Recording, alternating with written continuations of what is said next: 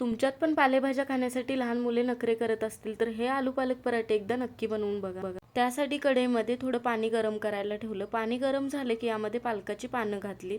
पानांचा कलर बघा पूर्ण हिरवागार झाला की लगेचच बाहेर काढायची आणि मिक्सरच्या भांड्यात घालायची.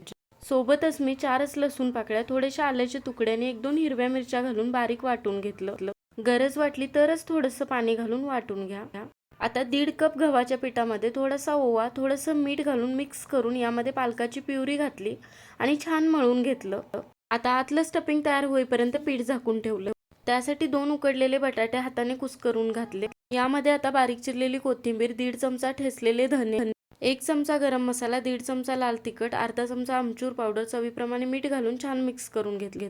सुरुवातीला जे पीठ मळून ठेवलं होतं त्याची खोलगट वाटी तयार करून घेतली आणि यामध्ये बसेल तितकं स्टफिंग भरायचं आणि आता अशा प्रकारे गोळा पॅक करून घ्यायचा. आता कोरड्या पिठावरती बुडवून जाडसर पराठा लाटून घ्यायचा.